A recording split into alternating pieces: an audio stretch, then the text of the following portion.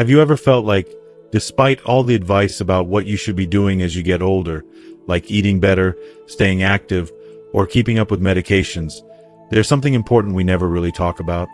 What about the things we should stop doing? It's easy to focus on starting new habits, but sometimes the greatest freedom comes from letting go of old patterns that no longer serve us. Especially after 70, life feels different.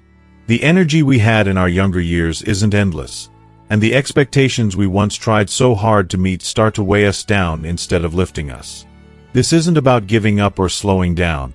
It's about creating space in our lives for more peace, more joy, and more meaning.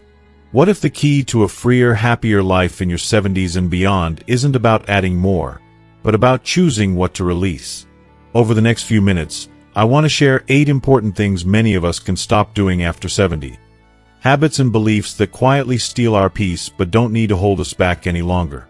These insights come from real stories and deep wisdom, and they might just inspire you to embrace this new chapter with a lighter heart. If you are not subscribed, subscribe and activate the notification bell so you don't miss any videos. If you like the topic of this video, please comment 1.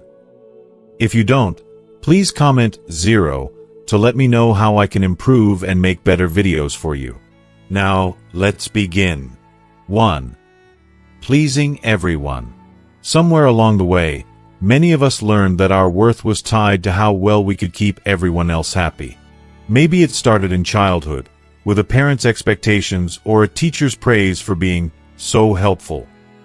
Maybe it became more deeply rooted as we raised families, built marriages, navigated careers, or served our communities. We said yes when we wanted to say no.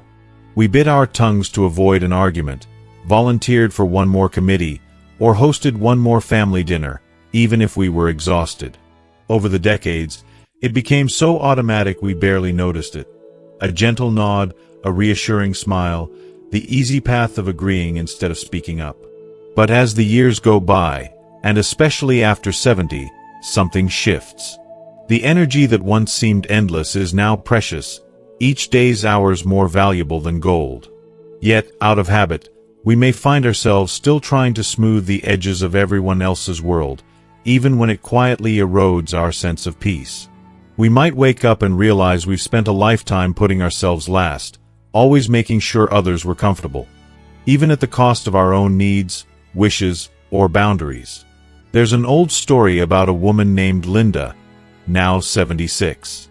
For more than 30 years, she hosted Sunday dinners for her children and grandchildren. Rain or shine, holiday or not, she prepared mountains of food, set the table, and made sure every detail was perfect. It was her way of showing love, but as her joints grew stiffer and her stamina faded, those Sundays became less a joy and more a heavy obligation.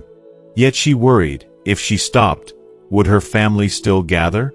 Would they still love her, or would she be forgotten, replaced, quietly pushed to the edge of family life? Linda's story isn't unique.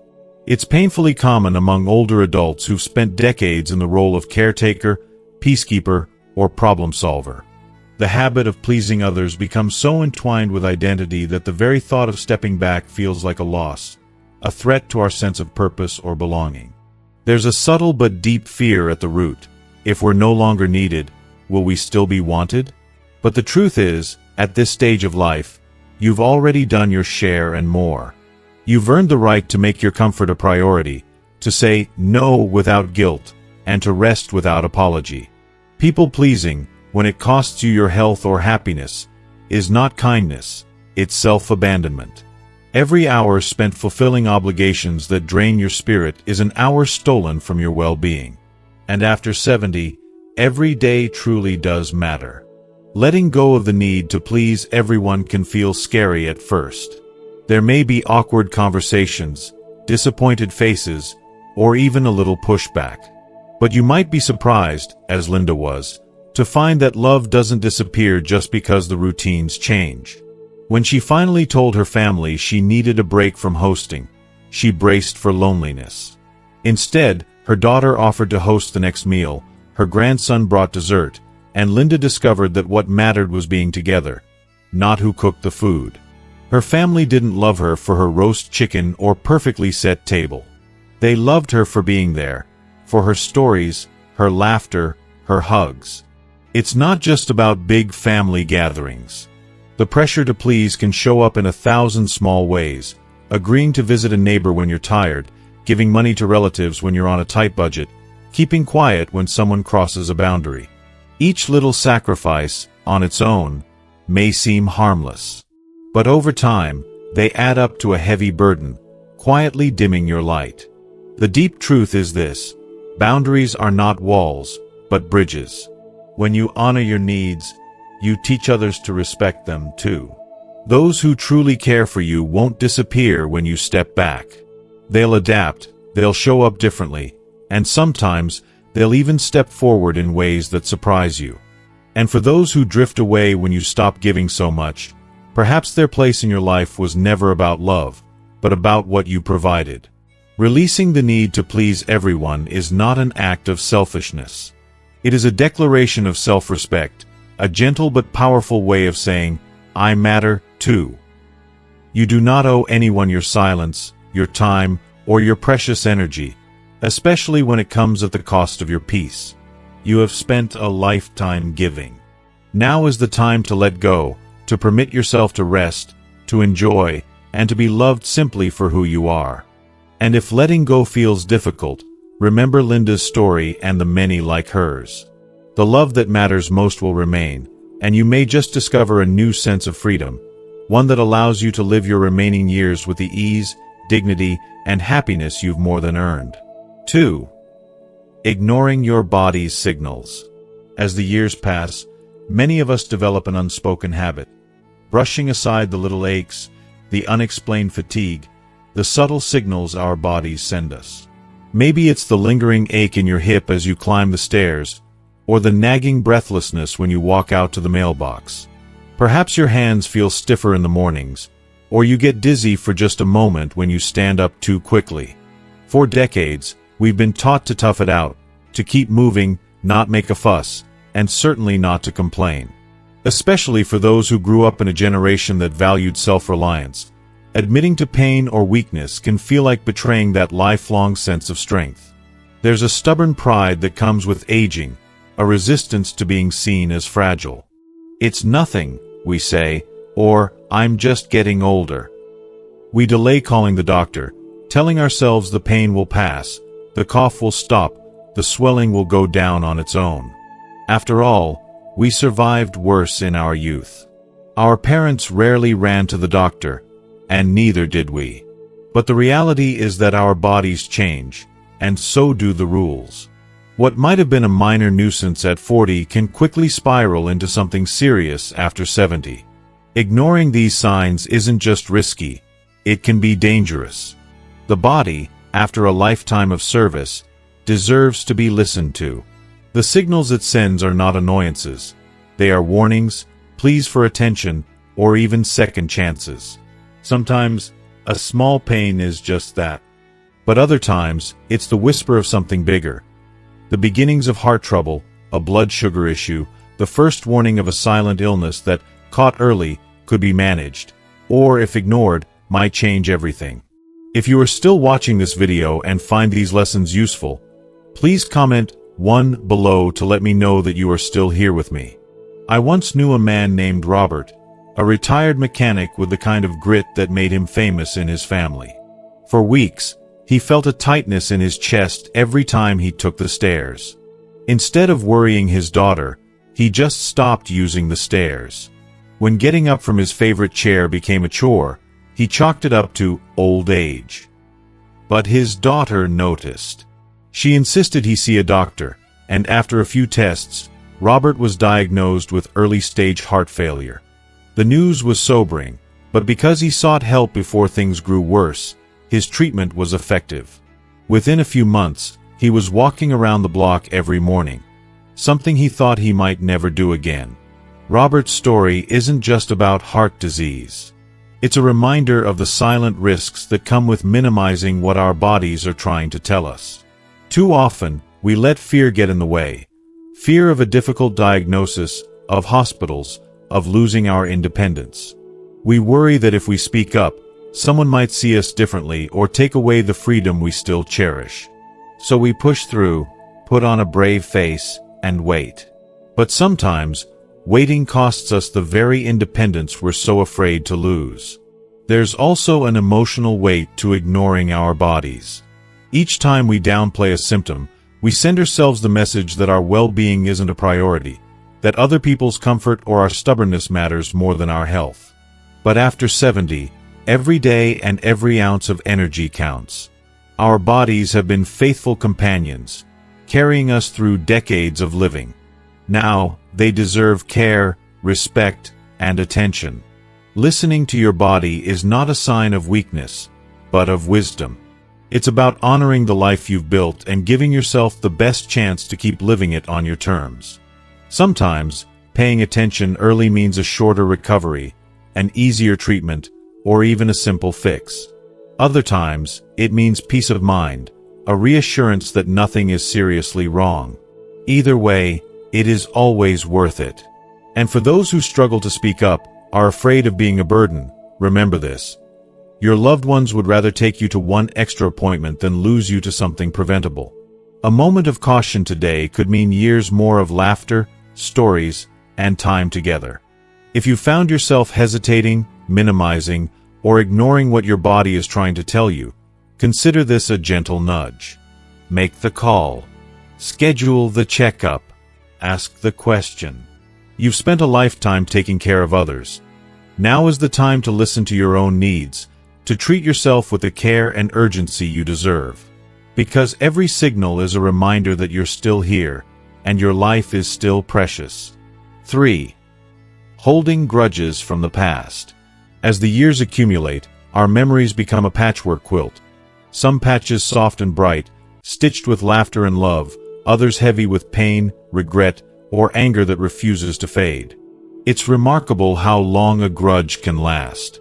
Sometimes, a falling out over a long-forgotten slight or a harsh word spoken decades ago can settle in our hearts and quietly take root, shaping the landscape of our later years in ways we may not even realize.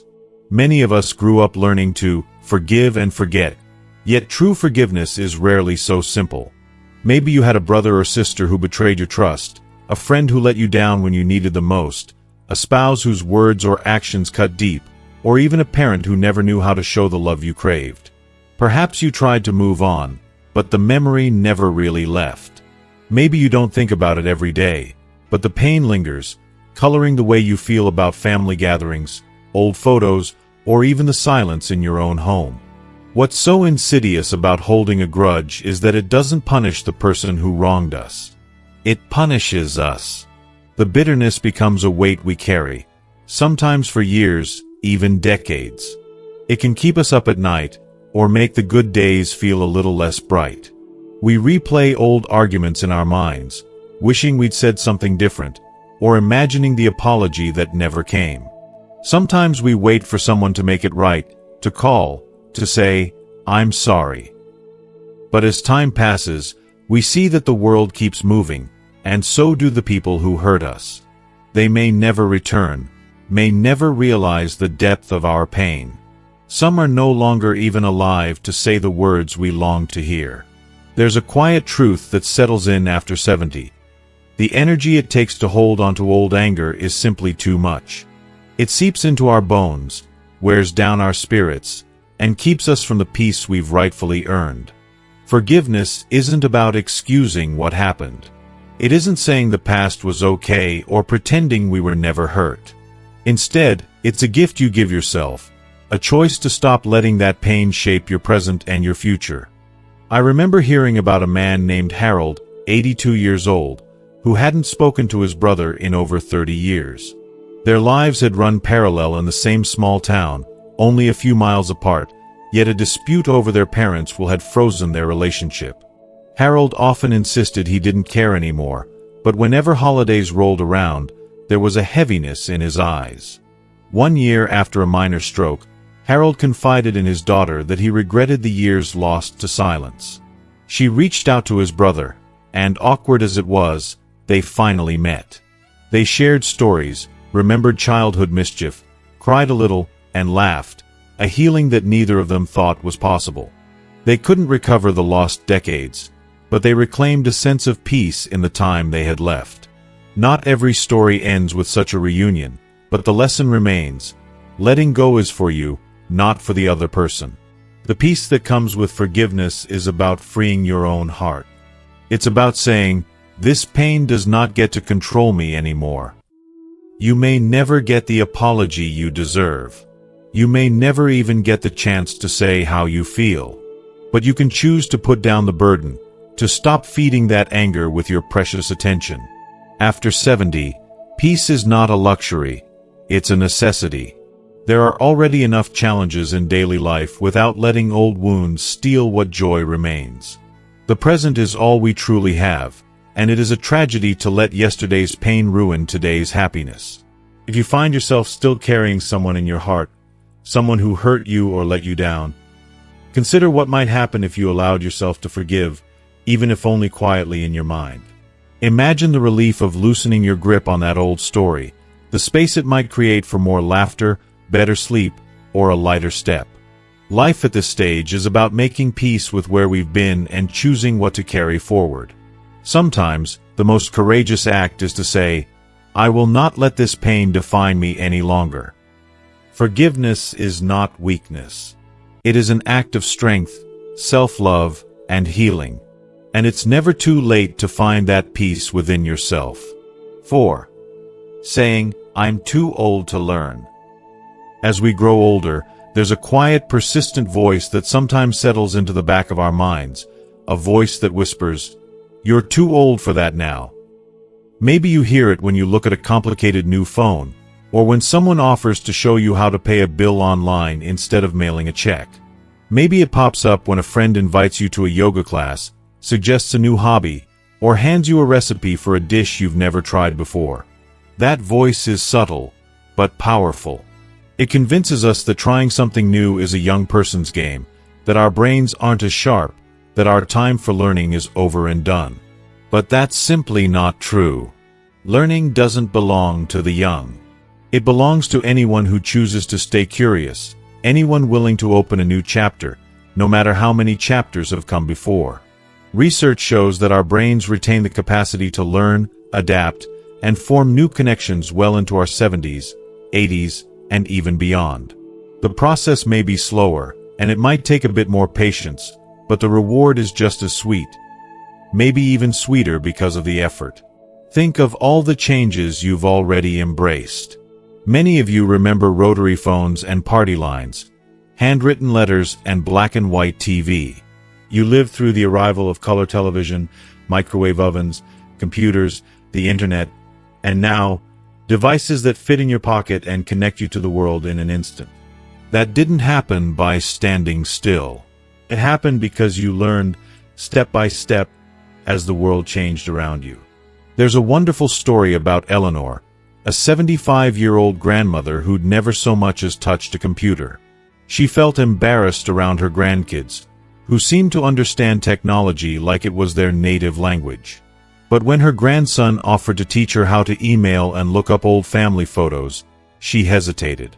She told herself it was too late, that she'd just embarrass herself. But with a little encouragement, she agreed to try. The first time she sent an email, her hands shook. The first time she used a search bar, she accidentally closed the window and had to start over. But week after week, she learned a little more. Soon, Eleanor was sending notes, searching for old music she loved, and even watching knitting tutorials online. Her world didn't get smaller with age, it grew. That's the power of learning. It's not about becoming an expert or keeping up with every trend. It's about staying engaged with life, reminding yourself that you're still capable of growing, changing, and surprising yourself. Each time you master a new skill, no matter how small, you send a message to your own heart: I'm still here. I still matter. There's still more for me to experience. There's also something deeply joyful about being a beginner again. It invites humility and laughter, especially when things don't go quite right. And it brings new connections. Maybe you take a painting class at the community center, or join a book club, or start learning to play an instrument you've always admired from afar. Maybe you sign up for a Tai Chi class or even just learn a new game to play with your grandkids. Every new thing you try is an act of hope, a sign that you refuse to let your life become a closed loop of old routines. Of course, there's frustration, too. Sometimes you'll fumble, forget, or need to ask for help again and again. That's not a weakness. It's a sign of courage. It takes real bravery to step into the unknown, especially when you could so easily settle into what's comfortable and familiar. So the next time you hear that voice saying, "I'm too old to learn," try answering it with a gentle challenge. Remind yourself of everything you've already overcome. Let curiosity pull you forward, just a little. The world is still full of things to discover, and you are still full of the ability to discover them. In this stage of life, learning is not about keeping pace with the young. It's about giving yourself permission to be delighted, to surprise yourself, to stay open to possibility. There's so much left to experience, and you have nothing to lose but the limits you place on yourself. The journey of learning isn't over until you say it is. So go ahead, pick up that new book, ask your neighbor about their hobby, try something that scares you just a little. You might just find that this chapter, too, can be full of wonder. 5. Saving everything for someday. As the years go by, many of us find ourselves surrounded by reminders of plans and dreams we've quietly tucked away for someday. It might be the good china packed in the back of a cupboard, only taken out when guests come by, if they ever do. Maybe it's a bottle of special wine you bought years ago, waiting for just the right occasion that never quite materialized. Or perhaps it's the beautiful sweater hanging in your closet, tag still on, reserved for a day when you feel it's truly appropriate to wear it. For so many, someday is a promise we keep making to ourselves. But after 70, the question gently arises, if not now, then when? We grew up learning to be careful.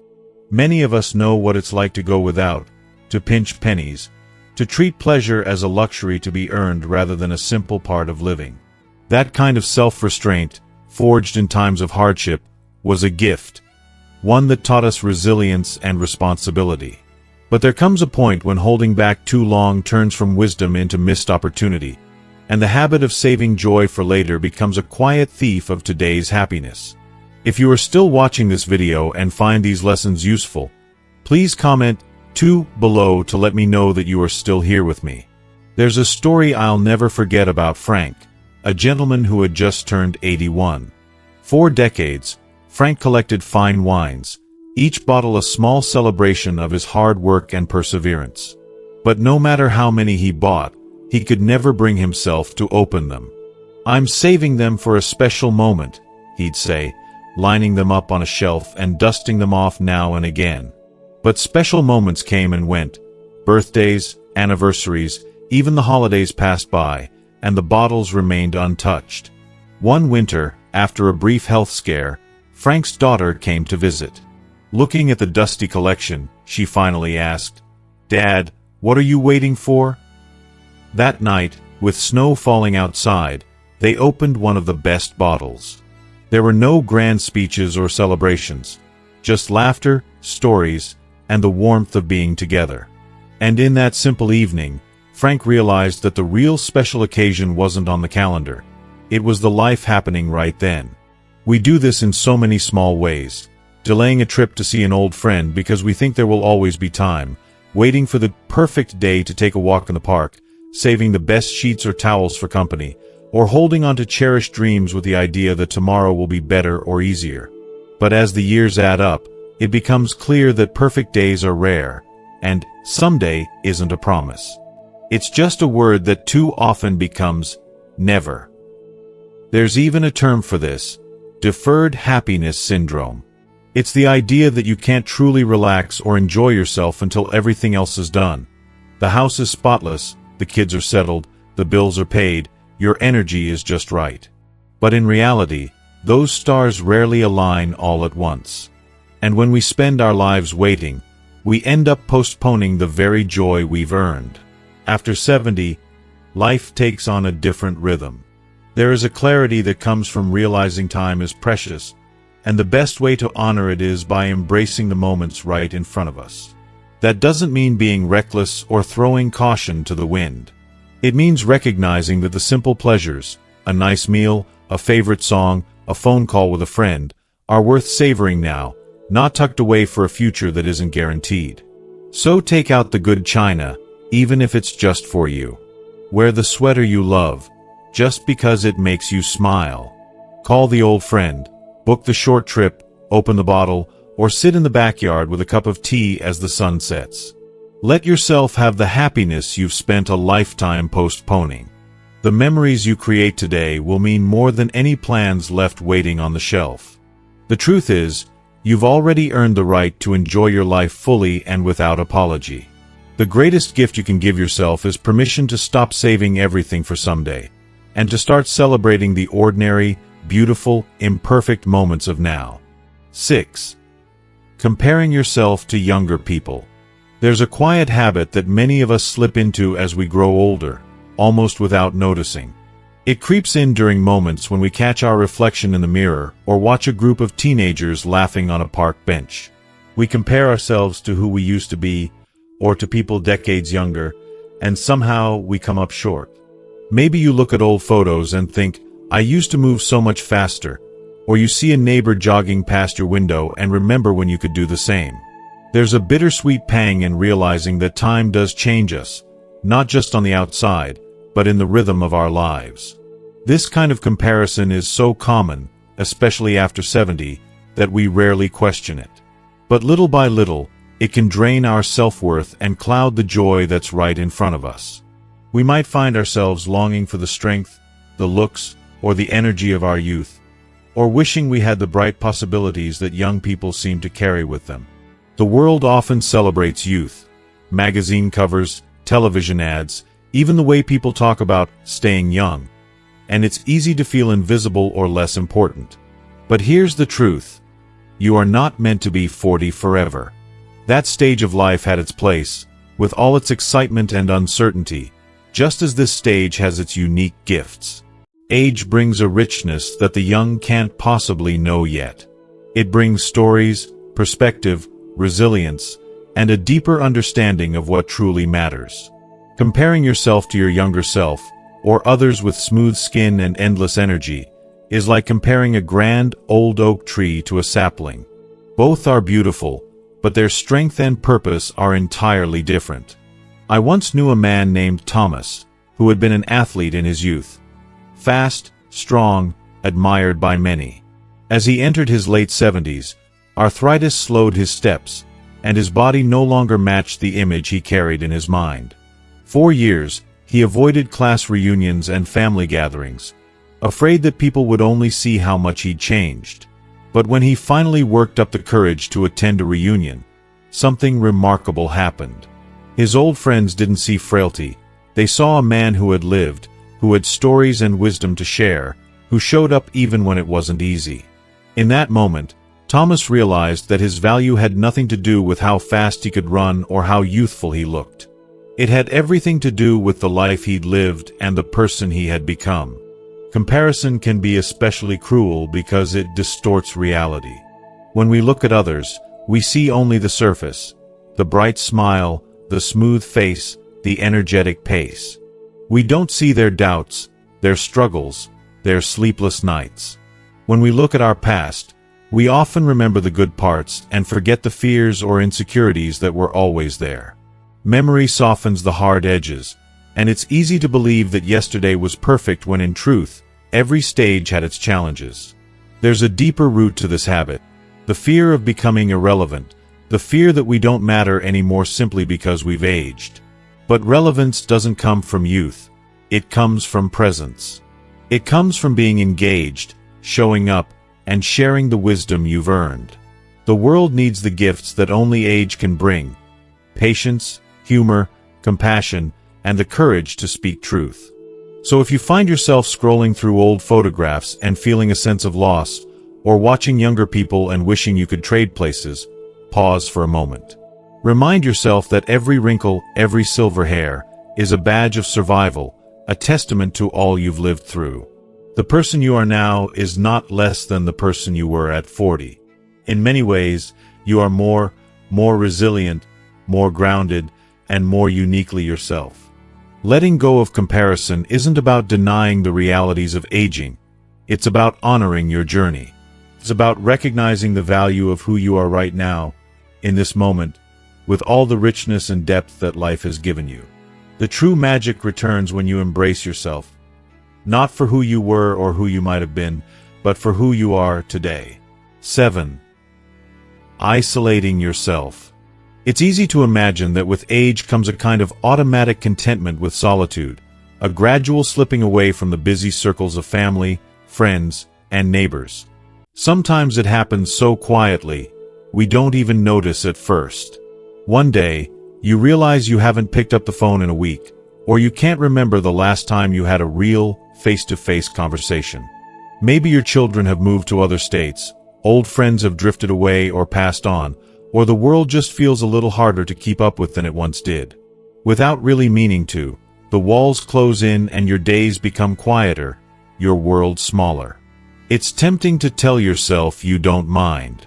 After all, there's a certain peace in a quiet house, and you've learned to enjoy your own company over the years. But there's a difference between enjoying solitude and slipping into isolation. As human beings, we're wired for connection, no matter how independent we may be.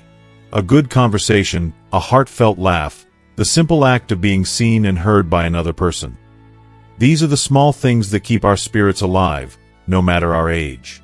But as we grow older, life throws up new barriers to connection. Maybe you used to drive everywhere, and now getting out of the house feels more complicated. Perhaps your hearing isn't what it used to be, making group gatherings seem daunting. Or maybe you've experienced loss, and the absence of a partner or close friend leaves a space that feels impossible to fill. Slowly, little by little, you slip into a routine that doesn't include others. I once met a woman named Janet, 74, who was always the life of the party, baking for every potluck, the first to call and check in on friends. But after a fall and a long recovery, she stopped attending neighborhood events. She told herself it was only temporary, but as the months passed, the invitations slowed. Days blurred into weeks, and she spent more and more time alone with her thoughts, television her main companion. It wasn't until a neighbor insisted she join a small gathering that Janet realized how much she missed the sound of other voices, the warmth of being part of something. Janet's experience is far from unique. Countless older adults find themselves drifting into isolation, sometimes as a way to protect themselves from disappointment or the fear of being a burden. Maybe you felt the hesitation too, wondering if you'll fit in, if you'll have anything to talk about, or if anyone even notices you're not there. But the truth is, isolation doesn't just weigh on our hearts, it takes a real toll on our health. Studies have shown that loneliness increases the risk of depression, memory decline, even heart disease and stroke. The body, just like the spirit, suffers when it's cut off from connection. Breaking the cycle of isolation often starts with a single, small step. Maybe it's reaching out to a neighbor, accepting an invitation you'd normally decline, or just striking up a conversation with someone at the grocery store. The first effort can feel awkward, even scary, but those moments of connection, no matter how brief, are lifelines. They remind you that you are still part of the world, still worthy of friendship and care. If you are still watching this video and find these lessons useful, please comment 3 below to let me know that you are still here with me. There's great courage in choosing to connect, especially after a season of silence. The world is richer for your stories, your wisdom, and your kindness. You might not be the one organizing the parties anymore, but your presence, your listening ear, your laugh, your memories, means more to others than you may ever realize. If you find yourself drifting into longer stretches of quiet, consider this a gentle nudge to reach out, even if it's just a phone call or a wave from your front porch. Life is meant to be shared. No one is meant to journey alone, especially not in the years when companionship means so much. Let yourself be seen and known. Let your voice be heard. There is still so much warmth, friendship, and belonging waiting for you, even now. The smallest step toward connection can open a door to joy you thought was gone forever. 8. Being afraid to ask for help. For many of us who've lived long lives, there's a certain pride in self-reliance.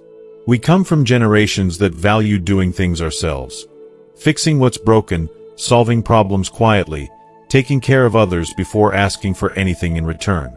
Independence isn't just a point of pride. It's woven into our sense of identity, a badge we've worn for decades. So it's no wonder that, as we grow older, the thought of needing help, of reaching out, of saying, "I can't do this on my own," can feel like admitting defeat. But there's a difference between healthy independence and stubborn isolation. Over time, what starts as a determination to stand on our own can quietly become a fear of appearing weak or burdensome. We don't want to trouble our children, to bother the neighbors, or to give anyone the impression that we're not as capable as we once were. So we struggle in silence, opening jars with sore hands, fighting with complicated electronics, or shoveling snow even when our backs beg for mercy.